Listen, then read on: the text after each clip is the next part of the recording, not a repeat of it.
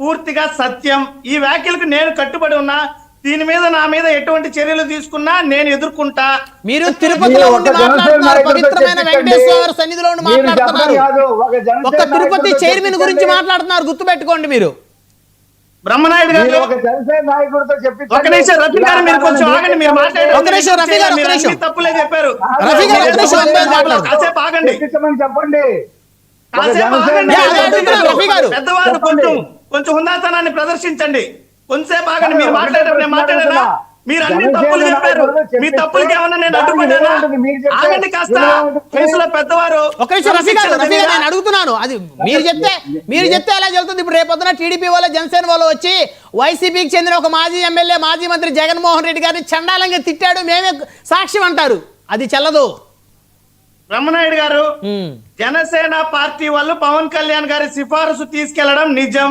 పవన్ కళ్యాణ్ గారి సిఫారసు తీసుకెళ్తే బిఆర్ నాయుడు గారు వాడెవడో పనికి మాలినోడు చెప్తే నేను చేయాలా అన్నది సత్యం. దీనికి నేను ఏ ప్రమాణానికైనా సిద్ధం.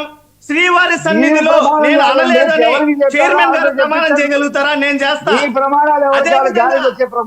పవన్ కళ్యాణ్ గారిని వాకప్ చేసుకోమని చెప్పండి. పవన్ కళ్యాణ్ గారు ఎవరికి సిఫారసు ఇచ్చారు, దేవస్థానం పరిధిలో ఏ పదవికి ఇచ్చారు, వాళ్ళకి వెళితే అవమానం జరిగిందా లేదన్నది నేరుగా పవన్ కళ్యాణ్ గారే వాకప్ చేసుకోవచ్చు. ఆ అంశాలు మీరు చెప్తే చెల్లదు. ఇందాక నేను చెప్తున్నాను కదా, రేపొద్దున జనసేన తెలుగుదేశం వాళ్ళు వచ్చి ఒక వైసీపీకి చెందినటువంటి ఎమ్మెల్యేనో మాజీ మంత్రి మా కళ్ళ ముందే జగన్మోహన్ రెడ్డిని చండాలంగా తిడతాడు మేము చూసామంటే చెల్లదు. అది వైసీపీకి చెందిన వాళ్ళే చెప్పాలి, మా అధినేతను మా ఎమ్మెల్యే మా మాజీ ఎమ్మెల్యే తిట్టాడని. అలాగనే మీరు ఏదైతే ఆరోపణ చేశారో జనసేన వాళ్ళు టీడీపీ వాళ్ళు వాళ్ళు చెప్తేనే అది చెల్లుతుంది, మీరు చెప్తే చెల్లదు. ఈ రోజు జనసేన పార్టీ నాయకులు కనీసం అపాయింట్మెంట్ లేదు, గేటు బయట కూడా స్థానం లేదు, వాళ్ళకి అవకాశం లేదు చెప్పుకోవడానికి. ఇక్కడ జరిగినటువంటి సందర్భంలో ఉన్నటువంటి ఎవరైతే 20 మంది సభ్యులు చైర్మన్ గారిని కలిశారో అందులో మా వాళ్ళు కూడా ఉన్నారు. మాకు ఇది చాలా క్లియర్ అయినటువంటి సమాచారం, ఇందులో అనుమానం లేదు. ఇంకా అంశం పక్కన పెట్టేసేయండి. నెక్స్ట్, బుద్ధా వెంకన్న గారు పిల్ల కాకికేం తెలుసు ఉండేలు దెబ్బ అన్నారు, మీ అధ్యక్షుడిని పిల్ల కాకితో పోల్చారు, దాని మీద చెప్పండి. బుద్ధా వెంకన్న గారు బుద్ధి లేని వెంకన్న, ఆయన భగవంతుని పేరు పెట్టుకుని బుద్ధి లేని వాడిగా ప్రవర్తిస్తున్నాడు తప్ప ఆయన ఏమి ఉద్ధరించింది అయితే ఏమీ లేదు. రెండవ అంశం, బుద్ధా వెంకన్న గారే కాదు, చంద్రబాబు నాయుడు గారైనా పవన్ కళ్యాణ్ గారైనా గత ప్రభుత్వం మీద విమర్శిస్తూ వాళ్ళు ఏదో ఉద్ధరిస్తున్నట్టు చెప్పుకుంటున్నారు. మాటల్లో ఉండకూడదు, కాగితాల్లో ఉండకూడదు, వాస్తవాల్లో ఉండాలా. గతంలో వైఎస్ జగన్మోహన్ రెడ్డి గారి పాలనలో రాష్ట్ర జిఎస్డిపి 22వ స్థానంలో ఉన్నింది చంద్రబాబు నాయుడు గారి హయాంలో. జగన్మోహన్ రెడ్డి గారు వచ్చిన తర్వాత నెంబర్ 1.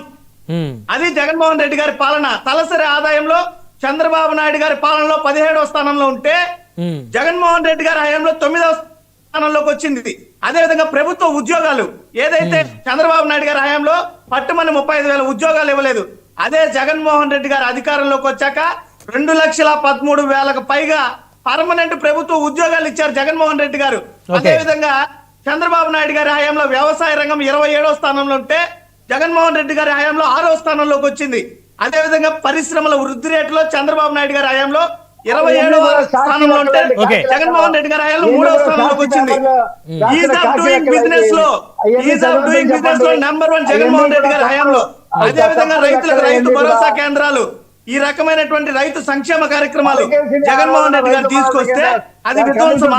ఏ రకంగా విధ్వంసం? చంద్రబాబు నాయుడు గారి పాలనలో ఈ రోజు అప్పులు మిగిలాయి. రైతులకి విపత్తులు వస్తాంటే కనీసం పరిహారం కూడా అందడం లేదు. ఈ రోజు రైతులకు ఒక గిట్టుబాటు ధర అందుతుందా? రైతుల ఆత్మహత్యలు పెరిగిపోతున్నాయి. చంద్రబాబు నాయుడు గారి పాలన వస్తే రైతు ఆత్మహత్యలు పెరుగుతాయి.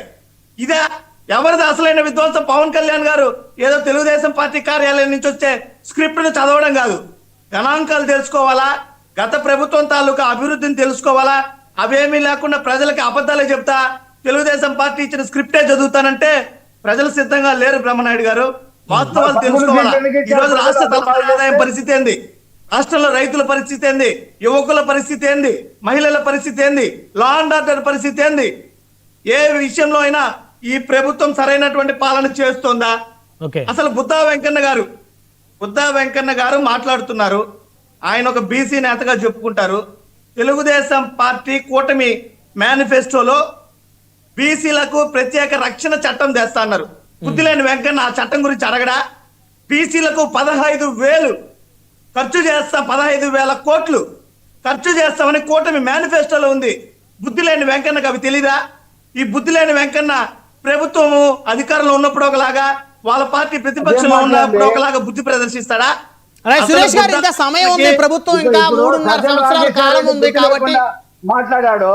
సజ్జల ఒక నిమిషం ఆగండి సార్. రఫీ గారు మీకు ఏమైతే మీరు 20 నిమిషాలు మాట్లాడితే నేను మాట్లాడానా?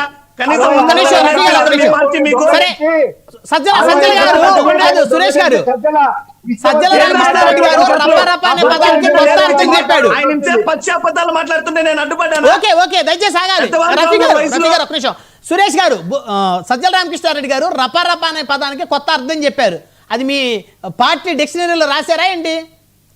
రప్ప అంటే హింస అనేసి ఆడన ఏదైనా డిక్షనరీలో ఉంటే కూడా చెప్పండి బ్రహ్మనాయుడు గారు. రప్ప అనేది ఏడైనా అత్యంత దారుణమైనటువంటి విషయం అని ఏదైనా ఆక్స్ఫర్డ్ డిక్షనరీలో ఉందా? ఇక తుపాకీతో కాలుతో మాట్లాడి చంద్రబాబు నాయుడు గారు ఎన్నిసార్లు మాట్లాడారే నా కొడకలారా అన్నారు పోలీసులు కూడా. ఆ మాట ఇప్పుడు చంద్రబాబు గారు కొంచెం కూడా ఉన్నతనం లేకుండా కాస్త ఎవరు వెళ్ళా ఆ మాట చంద్రబాబు గారి నోట్లో నుంచి